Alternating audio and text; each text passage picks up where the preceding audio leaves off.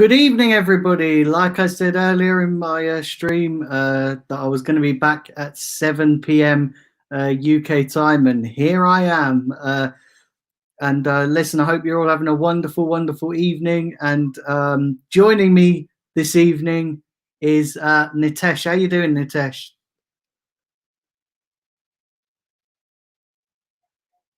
Okay, my mic was on mute. Sorry about that. Yeah. So I'm doing good because it's international break and Arsenal is not playing, so we don't have to worry about the fact whether we'll be winning games, losing games, or what will happen.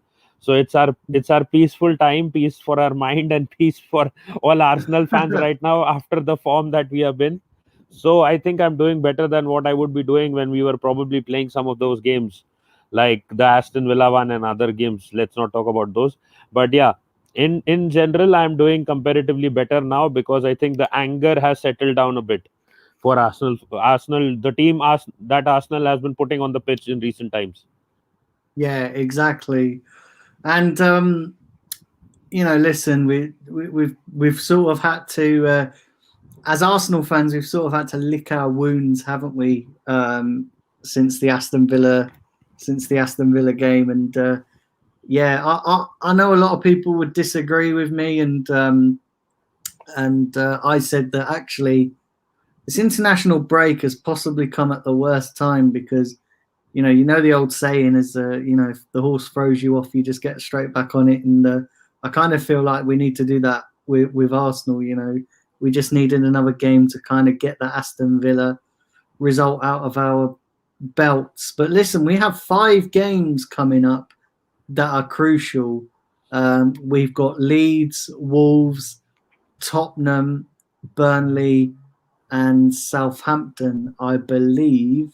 And listen, we're going to be going through each game in depth, and we're going to be basically seeing how many points you guys think we can get from the next 5 games. We're just going to be going through those. We're going to be seeing how many points you think. So Nitesh, let's start with Leeds. And your initial thoughts on Leeds. So before we go into see how many points, so your initial thoughts on the Leeds game. How do you see this one playing out? And can you see Arsenal getting anything from this game? I will just say one thing before we get into that. The main thing that I want to say with respect to the Premier League is, even you will agree that no game is easy, especially when you're Arsenal. So nothing is going to be easy for us. And Leeds will also not be an easy team. You were the one who said that Leeds will finish in the top 8, if you remember. So I don't agree with that, but then I'm not saying that they're going to get relegated. They're one of the stronger sides. They will definitely remain in the Premier League, according to me as well. And I think Arsenal will have a strong challenger and a tough game in hand. Yeah, and you know what? The way this league is so open, anything's possible. But yeah, like I actually think we could get something out of this game if we apply ourselves correctly. And the only reason I say that is because we seem to play well against teams that are expansive at the back. You look at teams that are defensively solid. We've struggled to break them down. Teams who park the proverbial bus, so to speak. We struggle to break them down. We really do. But teams that are expansive at the back, and Leeds, they concede a lot of goals as well. They're not doing too great.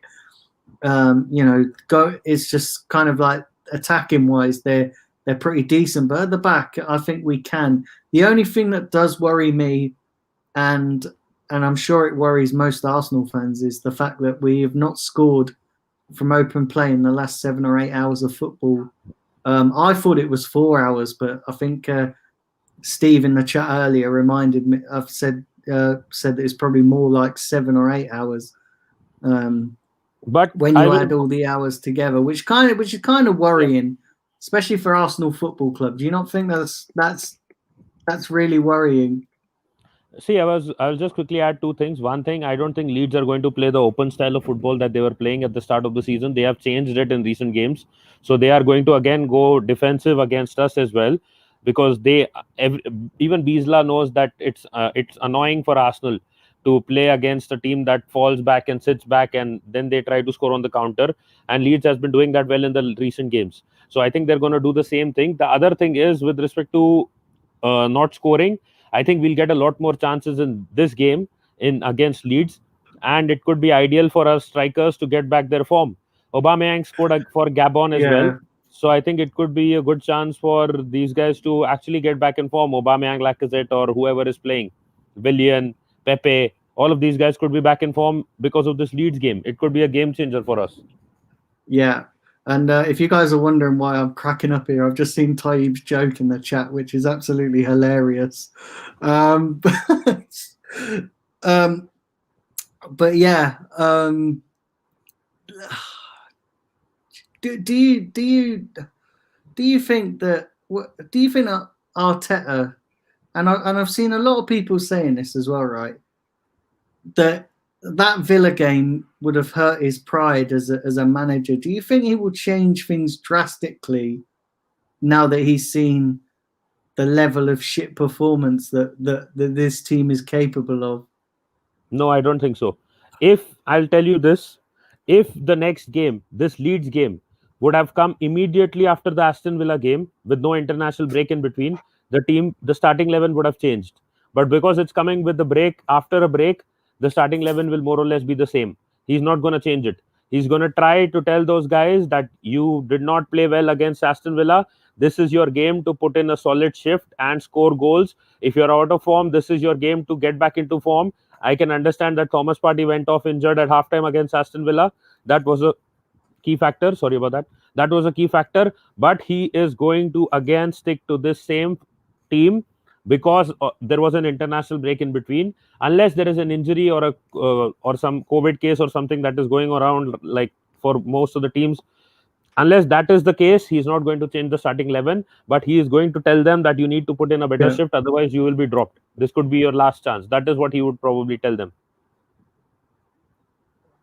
Yeah, I don't know, and it looks like as well that we could be without Partey for the next foreseeable few games. See, I'll add one more thing.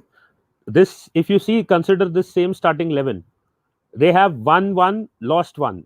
Forget what was the team before Manchester United. This same starting 11, Premier League, Manchester United, they did get a win. Aston Villa, they got a hammering. So it is, if you see with respect to the team, it is one loss and one win.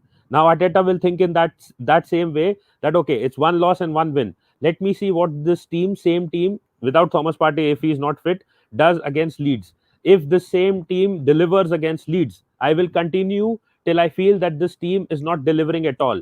If this team gets hammered or they lose against Leeds, then he will immediately his concern will be that I need to change my starting 11 or I need to bring in other players in. So I think with the same lineup that he got one win against Manchester United and one loss against Aston Villa, he will continue with the same thing. He will see which way it goes, whether it is a 2-1 win for the same lineup, the same starting 11, or is it a 2-1 loss for them. I think the most obvious change that could possibly come in will be Willian for Pepe first. I think that will be the first change that will be made, if it is made. And I don't think it will happen in this game. It could happen after the Leeds game, depending on the result.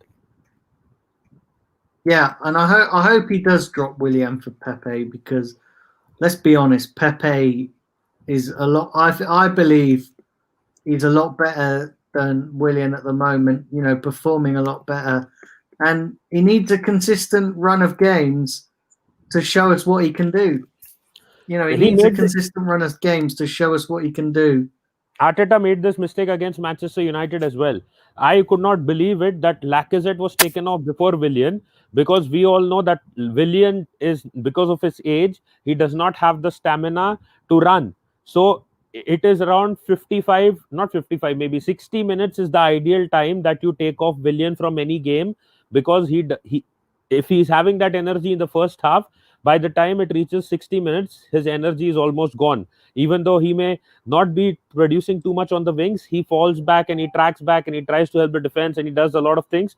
Because of that running, after 60 minutes, he has barely any energy left. So ideally, if Willian is ever playing in a game for Arsenal, he has to be the first player to more or less go off, unless he's on fire and scoring goals and giving assists for at free will, which does not happen. So ideally, Willian has to be the first substitute for Arsenal to go off. So if there is some, like, I don't understand why did Lacazette in that game go off, but Willian eventually followed in the next 2 to 5 minutes. I think he went 5 minutes after Lacazette went off, so he also went off. But ideally, as I'm saying, even if Willian does play, he should not be playing more than 60 minutes because he does not have the stamina and capacity right now. And I don't know whether he's fully fit or not. If he is fully fit, then it is all about stamina and age. If he's not fully fit, then Arteta is trying to push him into the team so that we can create more, because Pepe is not doing what he's expected to do as well. Yeah. Annika Broy says defensive versus offensive could be very interesting to watch. It's not, he said defensive versus defensive will be fun to watch. Defensive versus, defensive. Yeah, sorry. Yeah. Because we will also be defensive as we are, and Leeds will also be defensive because they have changed their style.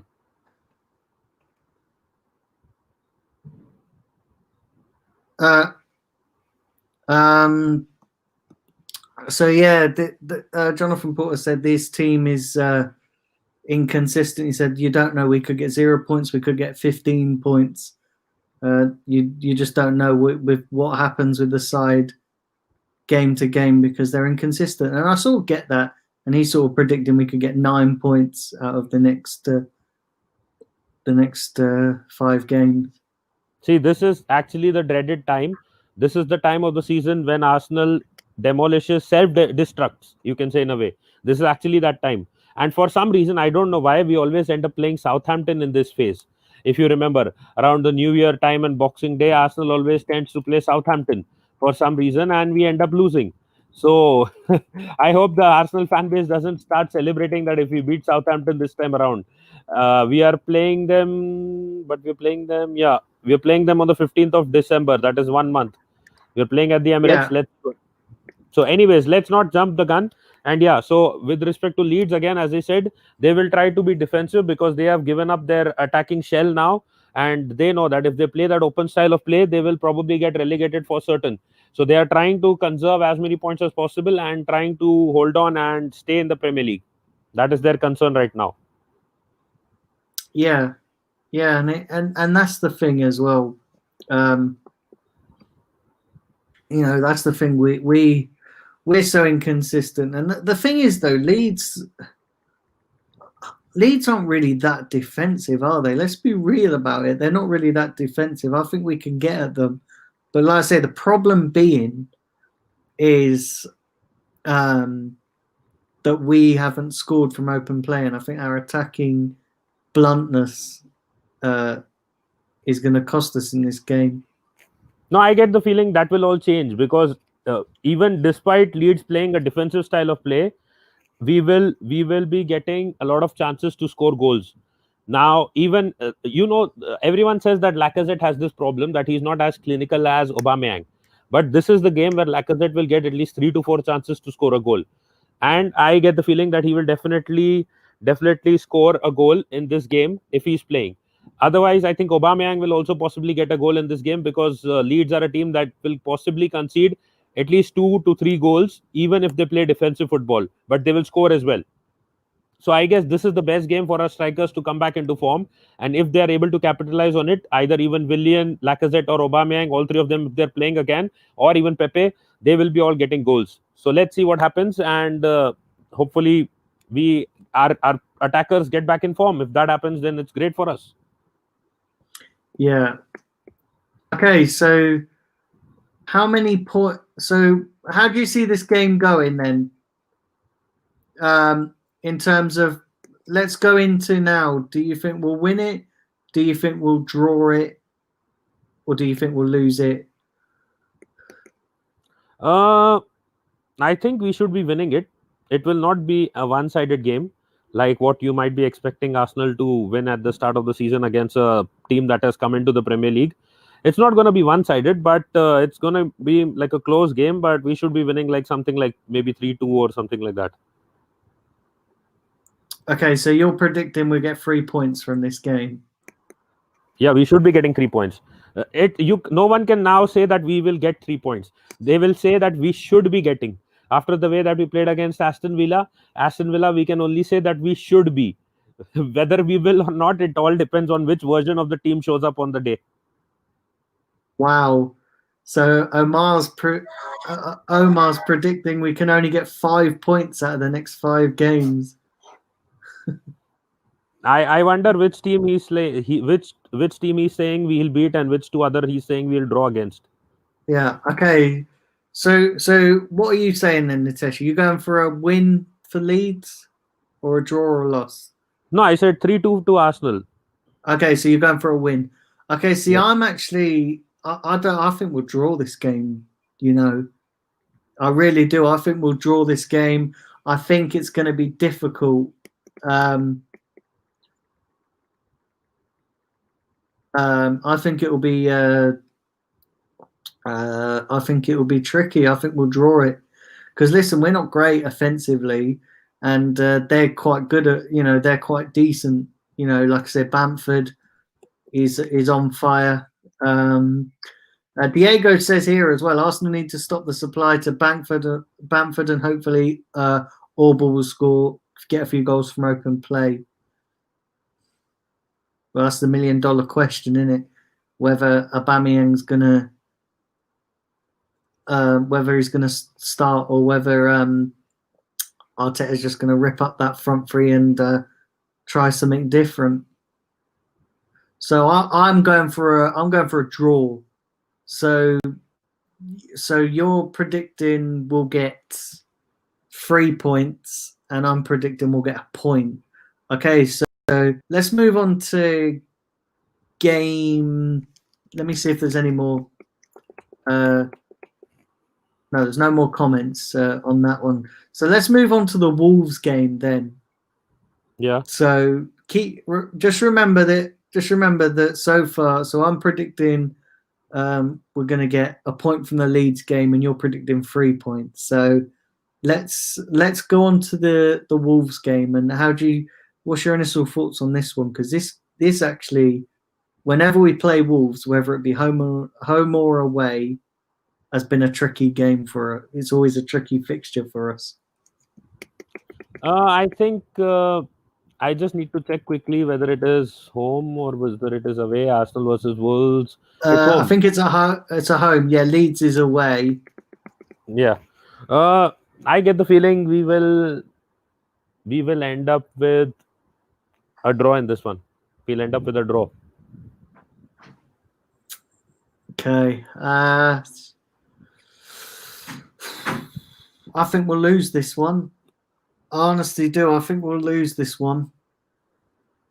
I honestly think we'll lose. Do you know the problem is with this one? Yeah, is that, let's say, unless Arteta rips up the system and everything that he's been using and starts playing players that have actually are in a bit of form.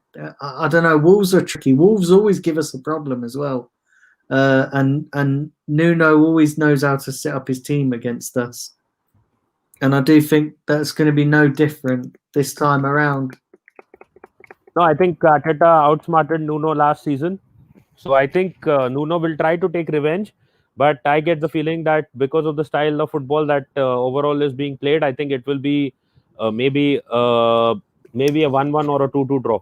I get that feeling.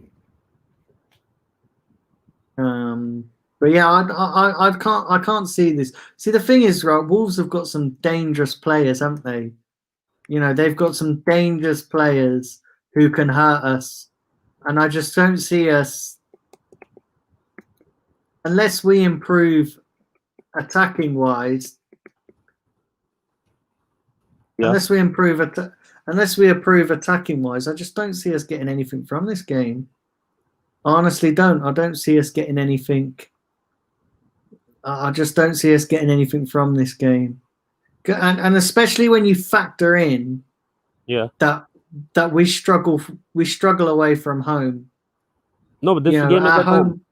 No. Sorry, that's what I meant to say. Sorry, I got my words mixed up. We struggle at home. That our home form is diabolical.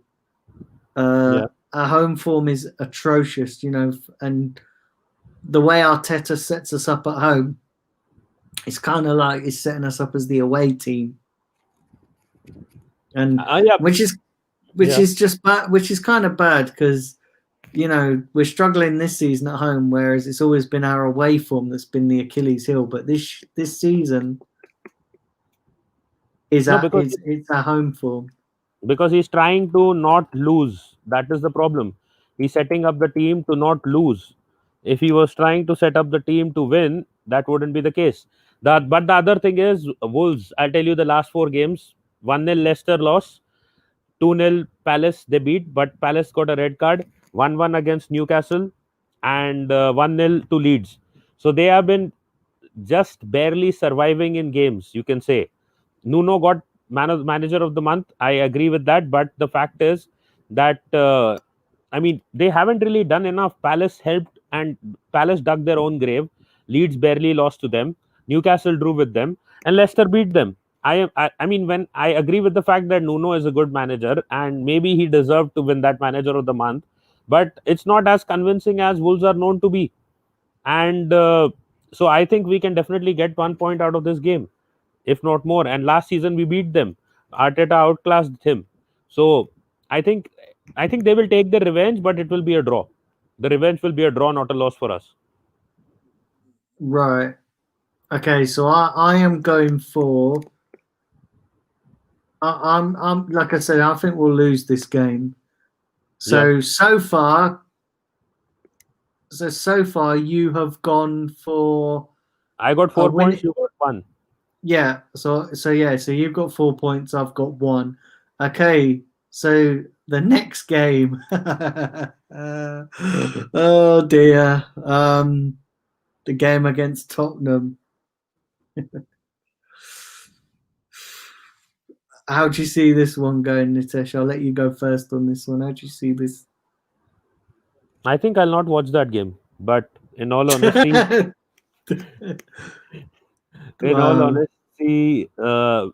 where is the game again? Let me just quickly see. Is it home or away? It is away. It's at the Tottenham Hotspur Stadium.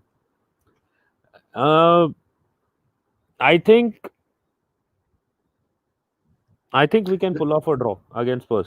I see. So Diego thinks we'll win at home against Wolves. Sorry, I forgot to read that out. Apologies. So you think we'll get a draw against Spurs? Yes, because I think Spurs will be under a lot of pressure to win that game, because they have been doing positive stuff and all that, and they have been the team in form right now. They will have a lot more pressure because it is again at their home. And I think last season we played fairly well against Spurs as well. The only thing was that we did not score that killer goal, and our defenders gave away 2 horrendous errors, and they made 2 horrendous mistakes against Spurs. Our team is more fired up against Spurs, and Lacazette always tends to score a goal. So I think we may end up playing a 1-1 draw, or not a 2-2. I think 1-1 draw. Yeah, I think it should be a 1-1 draw against Tottenham. So what score line? Sorry, well, I suppose it don't really matter. 1-1. Yeah. See, I think we'll lose this game, for the simple fact being, is that, and the reason why I think we'll lose is because Mourinho is going to set his team up just to sit behind the ball, sit everybody behind the ball, frustrate us, and considering we've got no attacking threat going forward at the moment, it's just going to be one of them games where we'll try and huff and puff our way through that 10-man, 8-man, 9-man, whatever sat behind the ball, and we're just gonna be frustrated. And I think they'll try and play to hit us on the counter with Harry Kane and Son. I don't see it being a very because it's away from home, isn't it? First. Yeah, it is. It is. It's yeah. So it's at their ground. So yeah, I think we're going to massively struggle. And I think Diego's gone for a 3-3 draw, mate. If we can score 1 goal in open play, I'll be happy. But if we can score 3 goals in open play, then yeah, I'll be ecstatic. But the fact in reality is, I don't think it's going to happen. And that is where I disagree with you. I'll tell you why we lost the game last season. We lost, and when we lost it, we lost the game last season when we tried to push for that second goal to win the game, and that is when a lot of spaces were left uncovered, and Spurs tried to capitalize and counter on those spaces. Now the fact that we don't have that same flourishing attack this season, and that inform and forward pushing attack this season, and we are setting up defensively, will actually be in our favor, because we will not be conceding that easy goal against Tottenham. And if you remember, I think who was the defender? Mustafi was the defender who was playing against Spurs. And now we got Gabriel, so that is a major upgrade. So I think it will be more or less Lacazette will get our goal. Harry Kane will possibly end up getting an equalizer, and that will be the 1-1 will be the score line. And this time Arteta will realize his mistake from the past season, where he tried to push forward for that second winning goal and conceded the second. Even though it was a corner, he could have conceded in open play as well, but fortunately he conceded it in via a corner and a set piece. But I think this time he will not take that risk, and he will be happy with the draw, and it will be a 1-1 draw. I get that feeling. Yeah. So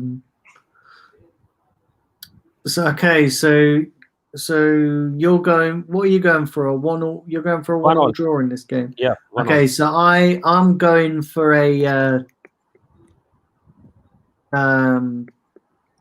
I'm going for a 2-0 Tottenham win, and I think it'll be Kane and Son that score, and they'll get us on the break. Yeah, because Mourinho knows how to play against this Arsenal team. He knows how to play, and I don't think it's going to be any different. By the time we are done with this video, your Twitter will be filled that you have joined the Arteta out brigade.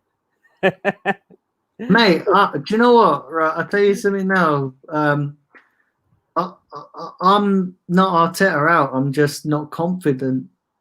I'm just not confident at the moment, for the simple fact being that we're just not scoring from open play. Listen, if he turns it around, fair play to him, and I'll hold my hands up and admit that I got it wrong. But the last 2 or 3 games have not shown me anything. Even the Man United game didn't show.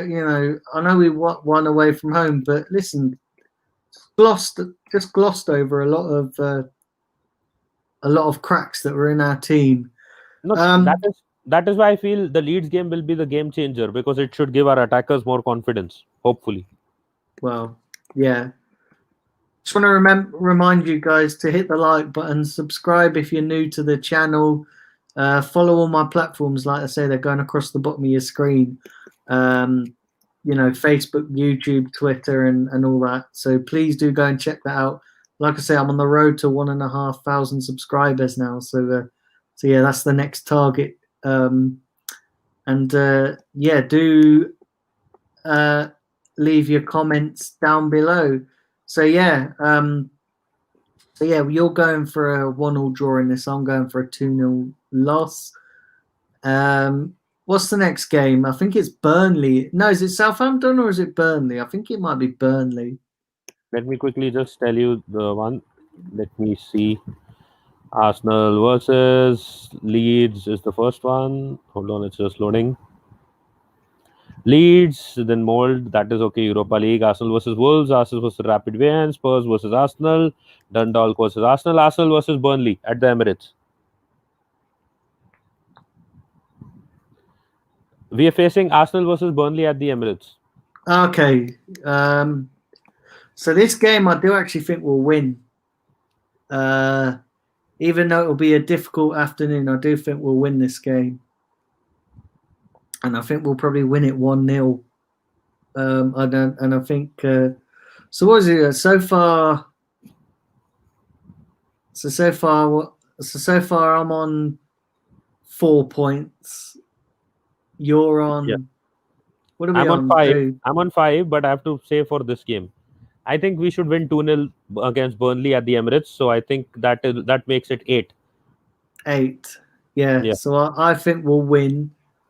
So yeah, I'm on 4 points. Wow, that's incredible. But yeah, I think Burnley. Listen, we always do well against Burnley, even though they give us a lot of problems. I am twice as optimistic as you right now.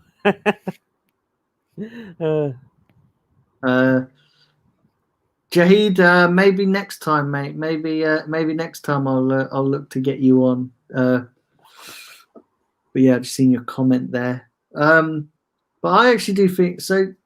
How do you see this one going? Do you think it will be an easy game, a hard game? It will be Arsenal versus Nick Pope. In short, they don't have attacking players who are creating too much. So Arsenal will get a lot of chances to create. Nick Pope will try to keep us out. They will do a few things here and there defensively. But the thing is, it is overall that there is a difference right now in quality, and that is why Arsenal should take over easily and win this game. 2-0 at least. Yeah. So yeah, that's yeah. The Burnley. Listen, they always give us a few problems at the Emirates. They always give us a few, give us a scare. And I don't think it will be any different, but I do think we'll get the win. Yeah, I do think we'll get the win. I do think it will be a fairly comfortable afternoon for us. Yeah, it should be. Again, don't say we'll win. We should win. You'll have to now start changing your words for Arsenal Football Club. We should be winning. We should win. We could win. We must win. But will we win? That we'll only be able to see on the day. So yeah, I actually do think we'll win this one. So far you're on 8 points. I'm on 4 points. So you're a little bit more optimistic than I am, and I think the last of the 5 games is Southampton, and I believe that's away, isn't it? It's Southampton at the Emirates. Oh, so that one's at the Emirates as well. Yep. You're not doing 6. Otherwise, after that, we're playing Everton at Goodison. Right. We will maybe have a little look at we will probably maybe have a little look at the Everton game. But yeah, the Southampton game. So what are you predicting for the Southampton game? Do you think we'll win? 2-1 loss. We always lose to Southampton at that point of time. Yeah, but don't forget that's always been at St. Mary's. No, I think Southampton is playing well overall, and I think Danny Ings will be back till then as well. So 2-1 loss. Okay. So you think we will lose? Yeah, 2-1 loss. I think we'll win. Yeah, I think we'll win. I really do think we'll win. I think it'll be one of those. If I'm being honest, I think it'll be one of those papering over the crack performances. I think we'll win it, but I think it won't tell the full story. You can tell I'm not very optimistic at the moment, can't you? And you know how optimistic I normally am, but I'm not very optimistic.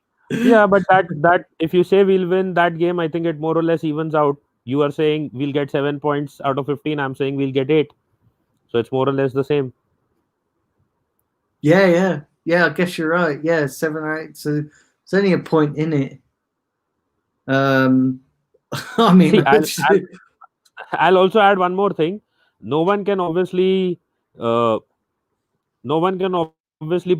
predict 100% what will be the exact score of every game. We are trying to do it, but at the end, like I am saying, 8 points is what we'll ideally get out of 15. You are saying we'll get 7.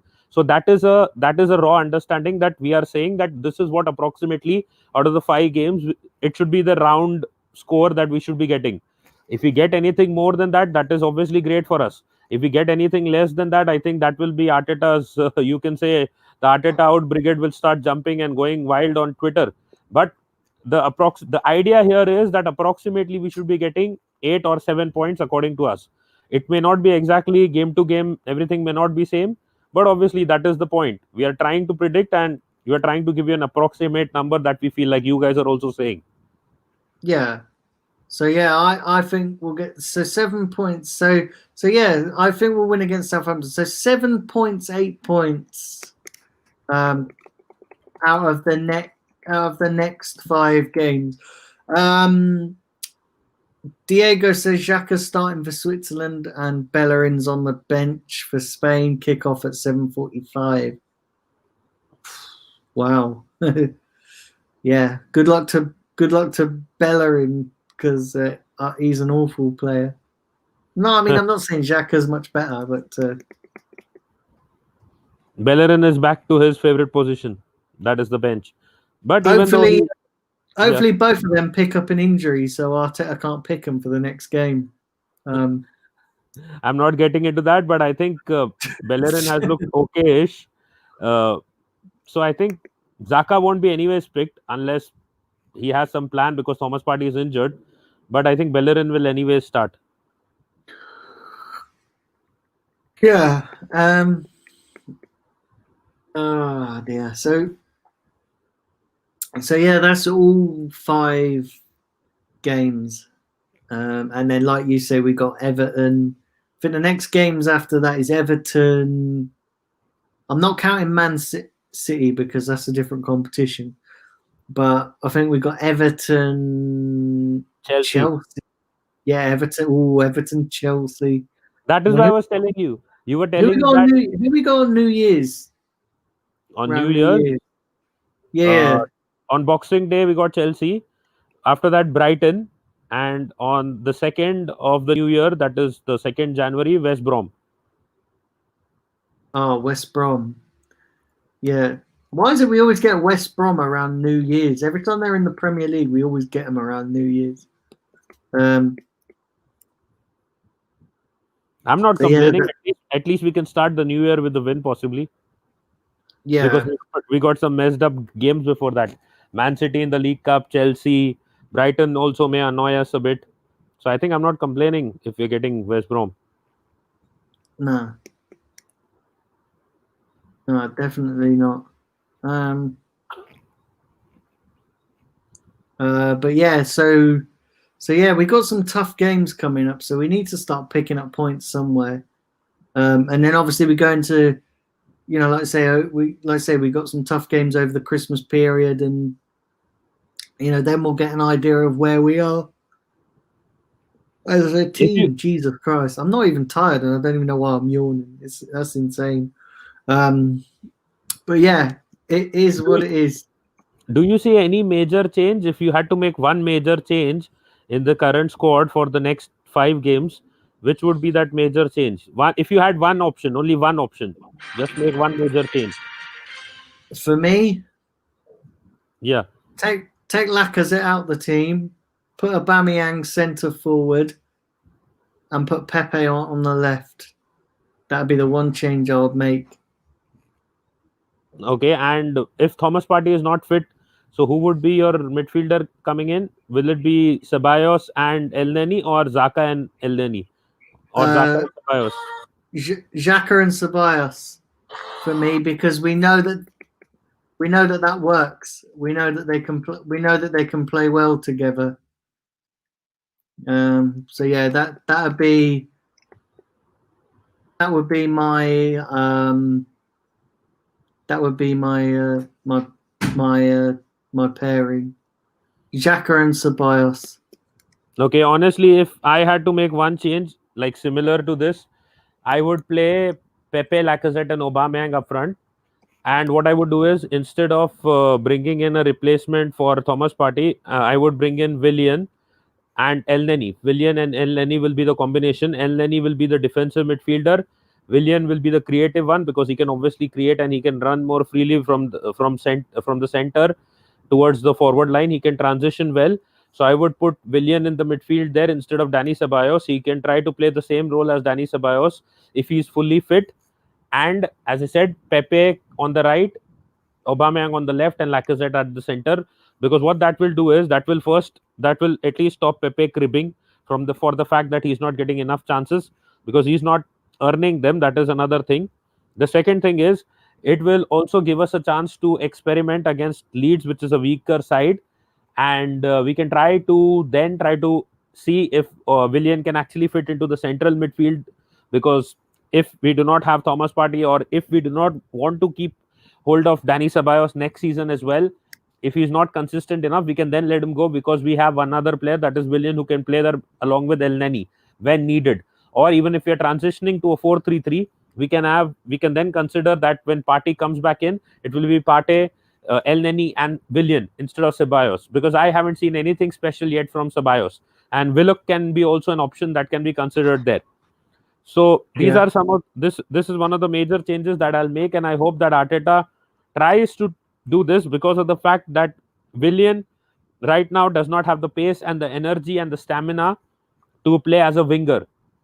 Arteta needs to understand that he's not able to create too much on the wings. He's not able to do take-ons. He's not able to trouble the opposition fullbacks. He's not able to do all those things. So the best thing for him to be doing right now is becoming the ball carrier and play that Ceballos role. And if you want, you take him off at 60 minutes, no worries. Bring in Granit Xhaka or bring in someone else if he's not able to do much there. But I think he is more consistent and more created. He's more creative. He's better suited than Dani Ceballos, and he also does defensive duties better than Dani Ceballos.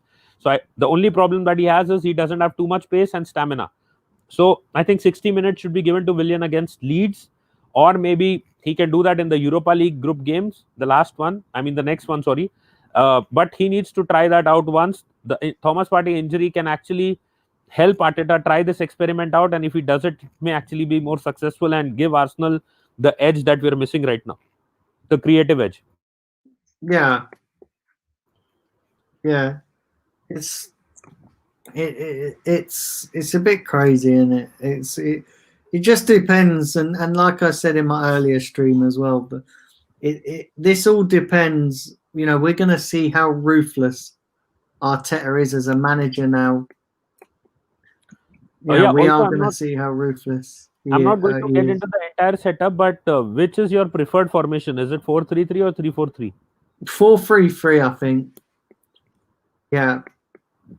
Any particular reason for that? 4-3-3. Sorry, what did you say? Sorry. No, I was asking you, do you have any particular reason why you prefer the 4-3-3?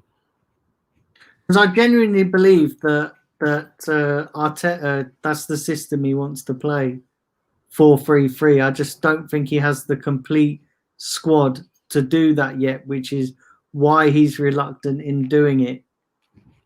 And I think that's why he's just pissing around with this 3-4-3 formation, and why he's not trusting certain players. And also, would you play Eddie in any of these games, or you think Eddie is not good enough? I'm not sure with Eddie, because we've tried him, haven't we? We've tried him over Lacazette, and he's. I don't think Eddie, if I'm being honest, I don't think he's good enough for Arsenal. I think he's just going to be one of them players that's not really good enough. And you look at him, and he's kind of like a Wenger type player, isn't he? He was from that kind of that era, that Wenger era, and we should cut our losses with Eddie. To be fair, we should definitely cut our losses. Yeah, that is why maybe the fan base and everyone, including me, also was disappointed why Balogun was not even included in the Europa League squad. And if you heard, Arteta came out and said that Balogun is not ready to be in the squad. and he had 3 goalkeepers in that squad, in the Europa League squad, but he didn't find a place for Balogun. He's saying that Balogun is not ready, and he's sticking with Eddie again. I think Willock is doing well in the Europa League, but at the end, I don't think Eddie is doing exactly what is being expected of him. Like, if you are expecting this player to transition from the Europa League spot to the Premier League spot, I think that guy should be putting some top performances. He does it for England under 21s, he does it for Arsenal under 21s, but unfortunately for the first team, it's not even visible in the Europa League matches. I have been disappointed by him. Like, I don't know why Arteta has so much faith in him, and his overconfidence in Eddie is hurting us. If he probably put that kind of confidence and put that kind of faith and probably try to resolve the issue with Guendouzi, we would probably not even have this midfield crisis or this midfield creativity problem, because Guendouzi was ball carrying. He could also play some through passes. So I think we would have already had one good solution for a decent creative player. But unfortunately, he's not stuck to Guendouzi. He's stuck to the likes of Eddie Nketiah, whom he also preferred last season over Gabriel Martinelli. And today Gabriel Martinelli was trending on Twitter because they were Arsenal and United fans were having again that debate over Mason Greenwood versus Gabriel Martinelli. They keep having those debates and it keeps going on and on. Who's the better player? Yeah. It's just mad, isn't it? It's total mad. Mad. But do you honestly think that if Martinelli is like recovers fully and is fit again, do you think he's going to be in the main team, Arsenal's main team? What, Martinelli? Yeah, I think he'll come straight back in, to be fair. No, maybe not straight away. I think because of his injury, I think I think Arteta will give him a bit of time to get up to match fitness and that. But yeah, absolutely, I think he'll come back in. No, because if you remember, before the last season, before Martinelli got injured, Arteta had dropped him. He wasn't even playing him in games. Even when we got knocked out from the Europa League, it was like Martinelli was brought on too late in that game as well. So I am a bit concerned. I am really concerned about the fact that if Martinelli is actually fit, whether Arteta will actually be giving him chances to start games or not. I mean, right now he's in kind of a mini crisis, as to say, with respect to goals not being scored. But then if he again drops Martinelli to the bench or does not pick him, I think the fan base will again start like the Arteta out. I'm not saying clowns, but you can say the Arteta out brigade will start coming out and jumping out and start saying, because he's not playing Martinelli, get the manager out. This guy doesn't know much. He's doing the same thing that Emery was doing. The only thing is that we can understand him, and he's doing absolutely the same thing that Emery was doing. Yeah. Jonathan FC says, I can't understand what Arteta sees in Nketiah. I think Jonathan, the problem is that if you have seen his performances for the England under 21 and for the Arsenal under 21 and 23s, that guy plays like a totally different player. He plays like I think he's already broken Alan Shearer's record in one of the, I think, for the England under 21s. So the problem is that guy is like the Thierry Henry of under 21 football and under 23 football. But for Arsenal, the first team, he can't even take a proper first touch. He can't even like dribble the ball. He can't carry the ball. He can't hold the ball. He can't do anything for the Arsenal first team. But that guy is breaking records in the under 23s and under 21s. Now that is the problem. What does the manager do? The manager tries to bring him into the team, but unfortunately, he's not able to deliver. Now, it could also be a problem of the Arsenal system, the system that they're playing currently under Mikel Arteta. That could be another reason. But then Arteta needs to create an environment or a system that will actually suit Eddie Nketiah. But will that happen with the likes of Aubameyang or Lacazette in the team? Definitely not. So if either Aubameyang or Lacazette or some of these top attackers, and now Aubameyang won't be leaving. Once Lacazette leaves, probably, maybe the team can be built a bit more around Eddie. And if that happens, if the system changes, if the formational changes there, if the type of play changes that is suiting Eddie Nketiah, then we can see what Arteta is seeing. But if that does not happen, then I think Eddie, it's time for him to go, and he'll be probably leaving the club maybe in a couple of years max. I get that feeling then. Yeah, that's this. Oh, sorry. I was just going to ask you, how long would you give Eddie before you decide to sell him? This season or one more season, maybe? He's just Um, 21 now. He's 21 at the moment. I wouldn't give him any longer, to be honest. I think he's had more than enough opportunities. I just don't think he's good enough. I don't think he's an Arsenal quality player. But He might do well in a better team. yeah. You know, we've seen that. I just don't think he's. I just don't think he's an Arsenal quality player. But would you be concerned while selling him, or you would not really bother if you're getting decent money? Because we know what happened with Gnabry. Like I know everyone uses that example a lot, but would you be concerned if you're selling him, or would you not at all care? Would you be like, okay, fine, he's going, so let him go? I mean, we don't need him. We're getting decent money for him. So, like everyone was, if you remember, everyone was so happy that Iwobi is being sold and we are getting 40 odd million for him from Everton. So, with respect to Eddie, do you think if he's being sold, would you be concerned that Eddie is being sold, or would you be like, oh, just another Iwobi, get rid of him and take whatever money we get?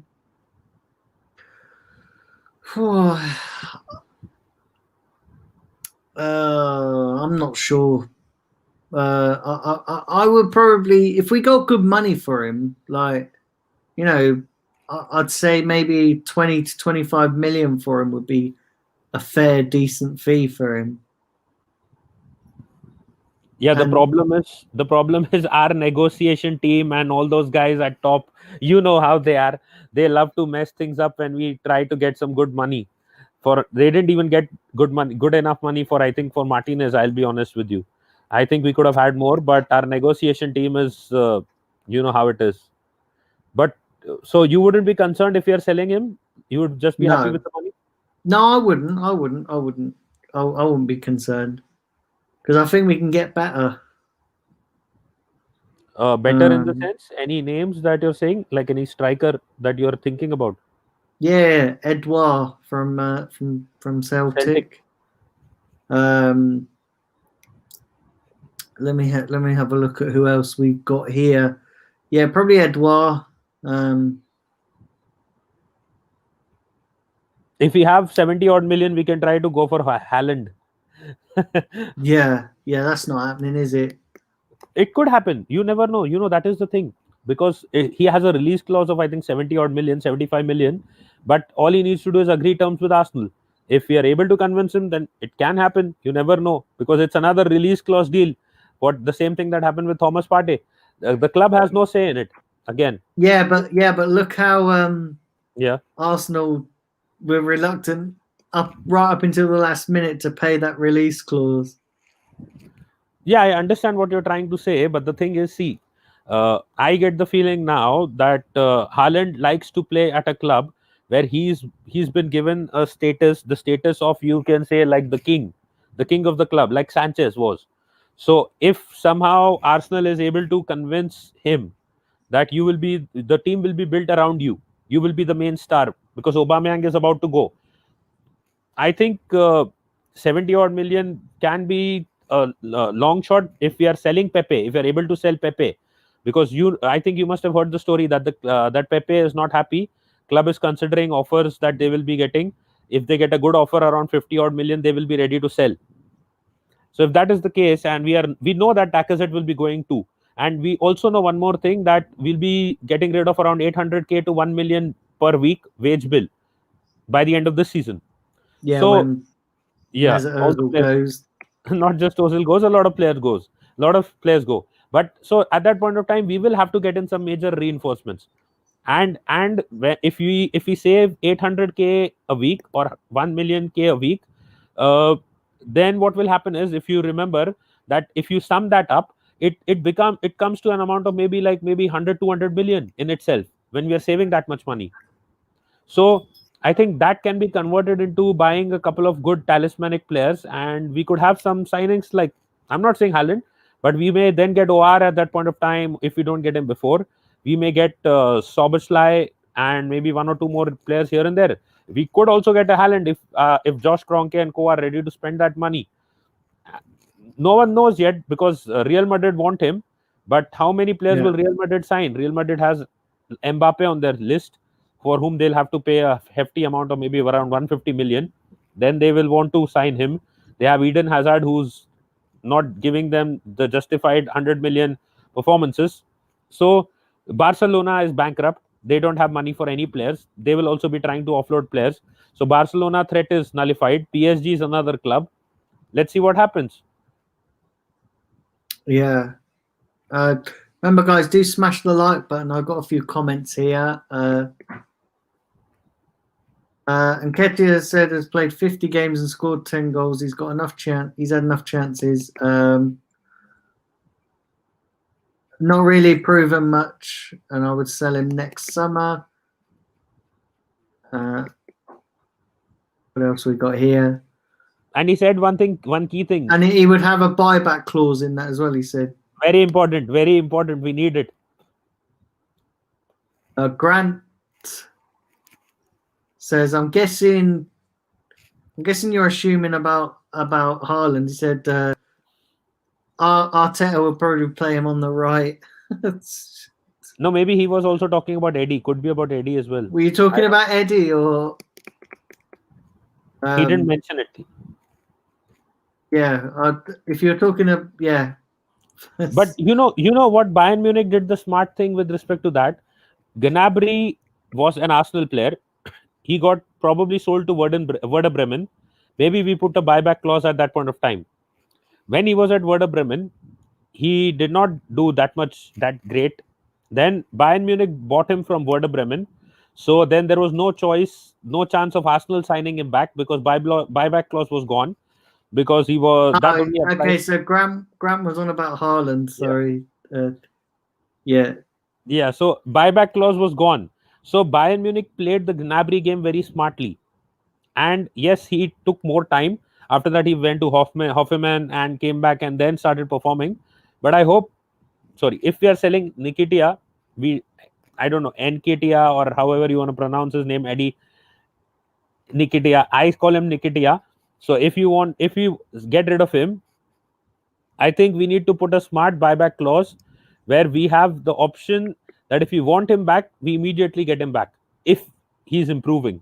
If he's not doing anything, then I think it's we should try to cash in on him as much as possible, as quickly as possible.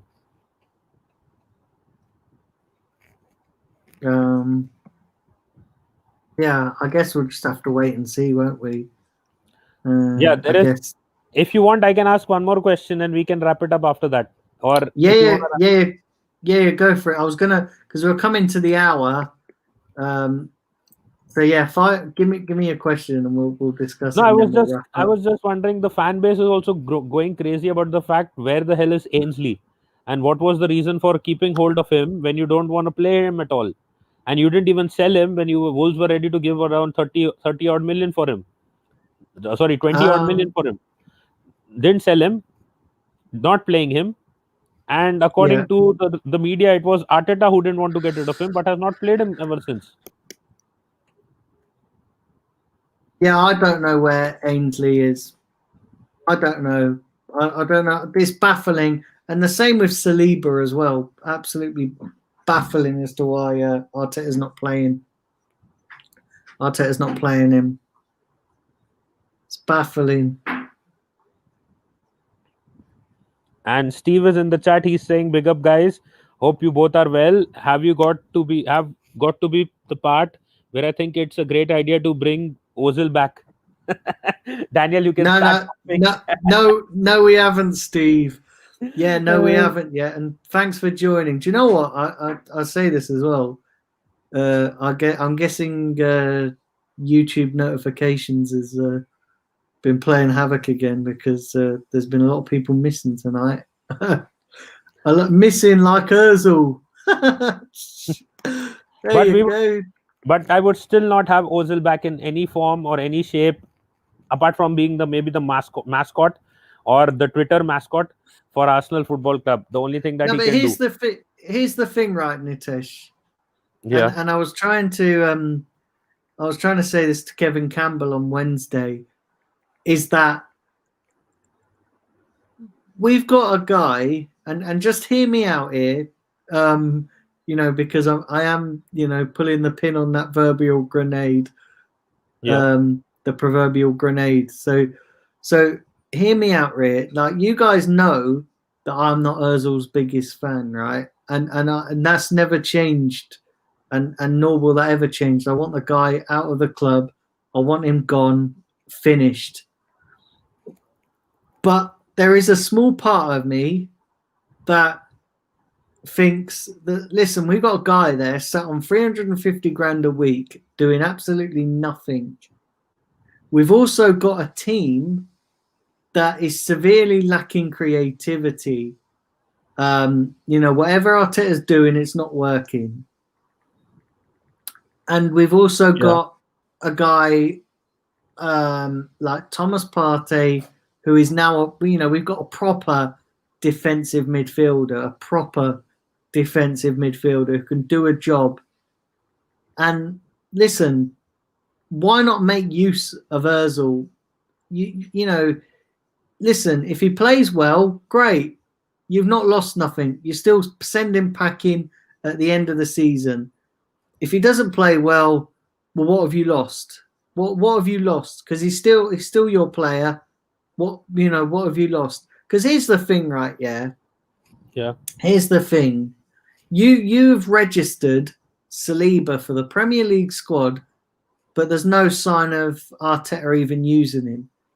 So if you're not gonna use Saliba because you doubt his experience and all this bollocks, then don't register him in January and bring in Ozil just for the remainder of his contract. If he has a great storming 6 months, which is unlikely, and granted it's a gamble, but then you've lost nothing. You just don't renew his contract at the end of the season, send him packing, bye. He's done a job. Now you surface the requirements. And if he doesn't, then wait, what have you lost? What have the club lost? No, do you see what I'm saying? Like, I don't see. What have we lost? No, the problem is, I think Ozil was having those issues with respect to his back end stuff, and he was not good enough. Arteta realized it after the Europa League injury and stuff. Europa League exit and stuff. He realized that Ozil is not good enough. Now a lot of people are saying it's all because of China, and the club has dropped him. I think Arteta was the first one who wanted to get rid of him as well. He realized he's not good enough because we lost that game, and he was also invisible again in the Europa League as well. So that was one thing. The other thing, he started talking I won't say nonsense, but I will say unnecessary stuff that was not needed at that point of time when his own career was on a downhill track. He should have avoided it, but he did not. Another problem there. And after that, since then, he's been at war with the club. So now the club has decided that he's not coming back. I don't know. Some people think that it is entirely the club. I get the feeling it was initially his performances. He wasn't doing anything for us, and that is why he was already on a very thin line. And Arteta also would have thought that I will probably drop him soon. Second thing, after that, he did that stupidity. Maybe he was informed that he'll not be playing at that point of time, like he will be dropped after the game resumes or after the football resumes. He also did not take that pay cut, and he has been involved in all kinds of controversy. So I think it is a combination of both. But I think Arteta must have also seen those games before the lockdown, the Olympiacos Europa League tie, the games that we lost against some of the other clubs before. I think he was playing against Brighton as well. So all those games, Arteta must have seen that I am having this player as a creative player, but he's not doing anything. So I think it's a combination of both that he was gone, and Arteta also didn't really want him at the club. Unfortunately, Ozil is stubborn. He decided that I'm not going to leave in this summer transfer window when he had that offer from the Saudi-based club and other places, Turkey as well. He did not go because he wants his money. He stayed, and some of the other Arsenal fans that I was speaking to yesterday told me that they probably told him before the start of the season, you're not going to be registered with us. But he still decided to stick around and act as if he's very surprised about the fact that I am not in the squad now. And he tried to stir the fan base, the Ozil fan base that he has on Twitter. and he tried to divert them and deflect them against the club as well. So unfortunately, he's getting what he deserves, and there's no coming back now. It's over. Bye bye, Ozil. We're gonna party after you're gone. But would you not just use him to the end of the season? I think when a team is lacking so much creativity. No, the problem is I think they said this as well when I was discussing this. The game versus Arsenal versus Manchester City, the game between Arsenal versus Manchester City, which was the one where you said that Arsenal will beat City, if you remember. Like, it's now or never kind of game. I think Ozil said he made a statement about China before that game. They banned the game in China. They removed him from FIFA. They removed him from PES. They removed Ozil from their stores. They even removed Arsenal merchandise. So this is what I have been conveyed through fans who are close to the club right now. So they said that they removed everything. And at that point, Arsenal took the call as well that we will not be bringing Ozil back at any point of time because we'll be losing a lot of money from the Chinese market. So he's gone from the team since then. He's completely gone from the squad at the start of this season. And now he's not going to come back at any cost because the club does not want to spoil its reputation because of having a twat in the squad, you can say, who is only thinking about himself. He's so self-centered that he does crap on Twitter, which is annoying as an Arsenal fan as well. His own set of fans and followers were asking at one point of time, are you seriously going to be doing this again, all over again? It's really annoying. His own set of fans and followers were asking that. I was just following Ozil, I think, because of the fact that obviously he was an Arsenal fan, Arsenal player, so you follow him. But at that point of time, I even sent out a tweet that I've just unfollowed Ozil because I'm not taking this nonsense. And I don't want to keep abusing him because he's not worth my time anymore. He's not worth even Arsenal's time anymore. So I don't think he's going to come back. There is no option of bringing him back because the club will lose millions and billions if they bring him back. And they would rather lose a few millions in Premier League spots and have a season where they have to tolerate him. And then next season, he'll be gone. They will not be... They'll use that money to get in some other player. They would rather give a player like Willock those chances than to waste it on Ozil, who's not deserving an Arsenal jersey right now. I think they removed his number as well from the squad, if I remember right. I'm not too sure. Or maybe they haven't yet, but they will possibly soon. So Chadwick saying, I'm guessing you mean Ceballos, right? He said Ceballos looks like shit, can't even tie his own shoes. Has looked like shit, can't tie his own shoes. He isn't consistent enough in those 90 minutes. I am not going to repeat the entire thing that I keep saying, but he's not consistent in the 90 minutes. That is why I said, Daniel, we should probably try to play Willian in his role.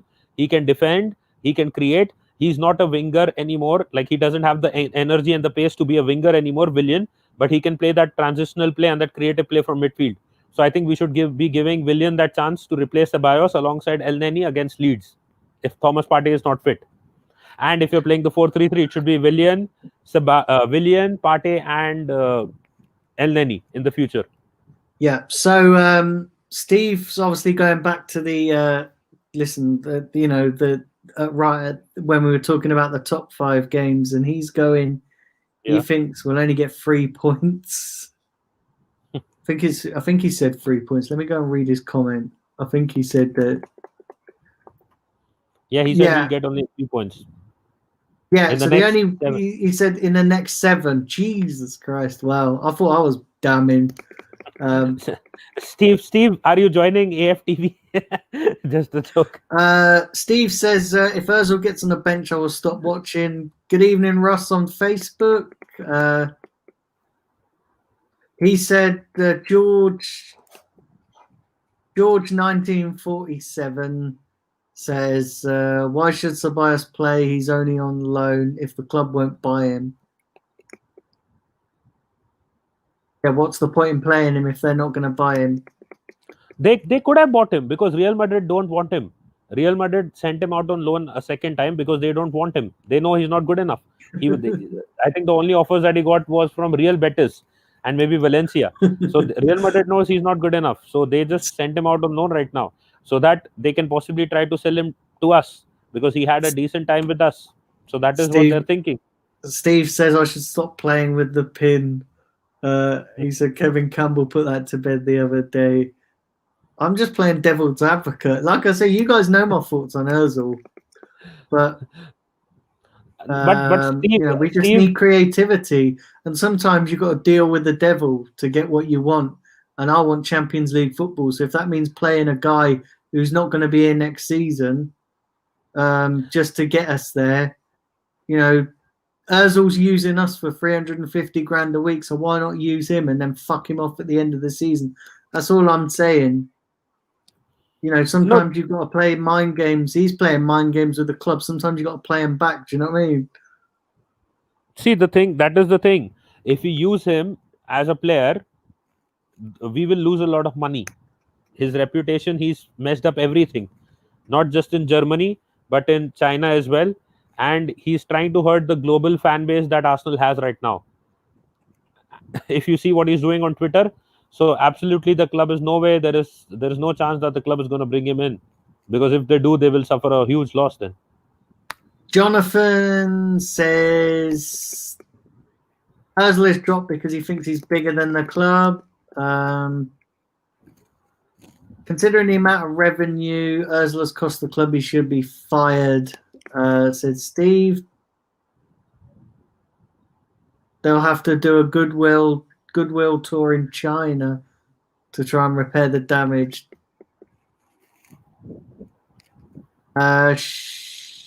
Apologies if I'm going to completely butcher your name. Shazrel Miguel says hi, and I've just completely butchered your name. I think the M is silent, so it's Shazril Mikhail. Shazril, yeah. I think I have actually just butchered your name, so I do apologize. Listen, I'll butcher your name like Arsenal butcher their own performances on the pitch. I'll just say, Steve, I'll just give you an analogy. I think Ozil is the Donald Trump of Arsenal. Oh, wow. Yeah, he probably is. Yeah, he probably is.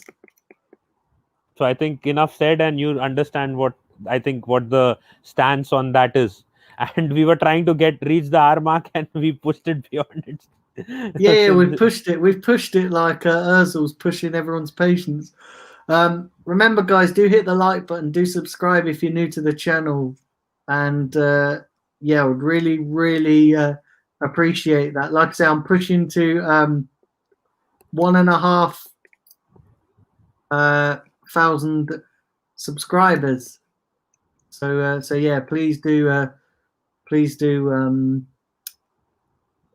subscribe if you're new. If you're watching on all the other platforms, like I say, all the information to all my platforms is going across the bottom of your screen. So yeah, Nitesh, we've been going for over an hour. So what we'll do is we'll probably wrap up here. But what I will say to everybody before I let you shout out your platforms, Nitesh, what I will say to everybody is just leave it in the comment section below, because I know a lot of you have joined late. So let us know about your, let me know in the comments below your 5, how you see these 5 to 7 games go. And yeah, listen, Nitesh, do you just want to shout out your channels and platform? Yeah, thank you, Daniel, for having me on again, and big up to all you guys as well in the chat. And you can find me on Beyond the Post on Instagram, YouTube, Twitter, and Facebook. Twitter is going well. Big up, Mr. Bungle. He's saying, hello, I have been blocked. Daniel, I don't know what that is about, but just check it out. So as I was saying, Twitter is going well. We are about to reach, I'm about to reach You've 1,500. been blocked. Hold on, where's that comment? Let me see that. Where is it? Let me see that. Is he trolling? Is that what he's saying? He has been blocked. Yeah, he's saying, hello, I've been blocked. Have I been blocked? No, he's asking. Sorry, he's asking. No, you haven't been blocked. Your message is visible. Sorry about that. I misread it. Yeah. So you're not blocked, Mr. Bungle. We can read your comments. Yeah. Let me see this. Let me see. Let me see. Sorry.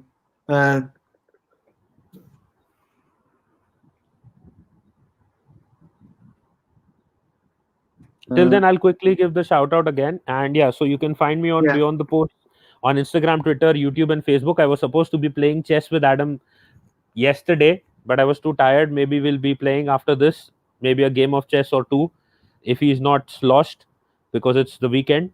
So let's see. And thank you so much for having me on. And you can also find me on Arsenal FC Fans. The page is growing now. It's 370K plus on Facebook. So if you guys do want to follow all the latest updates from Arsenal, we'll be posting it Yeah. regularly now. The page reaches back. So you can just go to Facebook and like that page. We are targeting 1 million likes, and possibly maybe by the end of this year, or maybe before the season ends, we'll be reaching 1 million likes on that page as well. So thank you guys, and big up to And all of you. yeah, Mr. Bungle, I can see your comments, so you've not been blocked. Sorry. The reason why I didn't read it out is because I was just close to wrapping up the show. So when I do that, I will miss any new comments that are coming in because I'm at the wrong end of the page. But yeah, no, you're.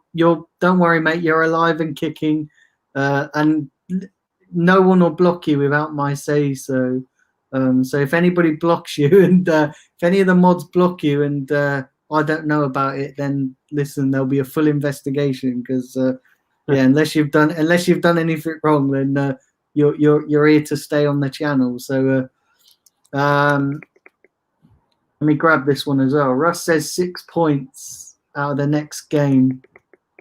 Yeah, so Russ thinks 6, you think 7, I think 8. Let's see.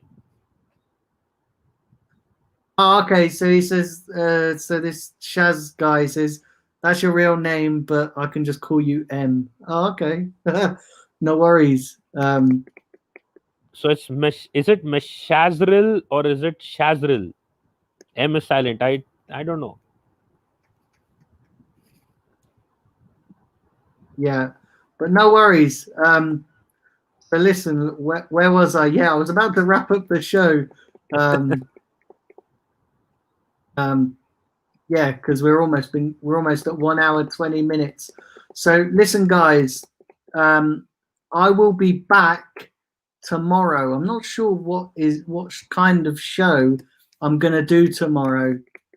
I'm not sure what kind of show I'm gonna do tomorrow because I say it's still the international break and it is just mind-numbingly fucking boring. If I'm being brutally honest. But yeah, like I said, I'm trying to push the channel to 1,500 subscribers. So please do, if you could subscribe and to YouTube, and then like I say, all the other platforms are down there as well. So do go and check them out.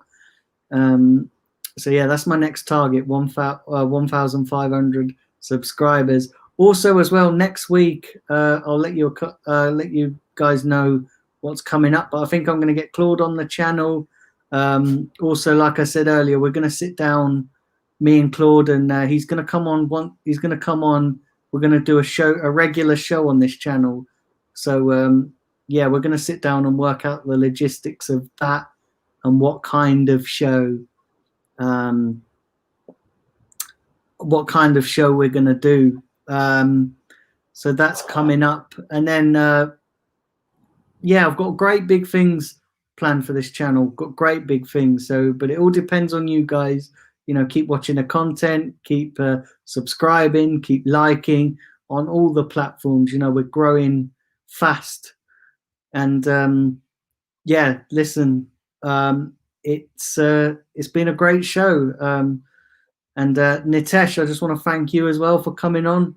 Listen, it's always great to have you on, and I'm glad to see that your page is finally back up and running. Facebook obviously got their shit together. Hopefully Arsenal does the same. Yeah. Let's see. So let's hope so. But yeah, listen, it's good to see that your page is back up and running. So yeah, guys, that's it for tonight. That's it for today's shows. Great show earlier, great show tonight.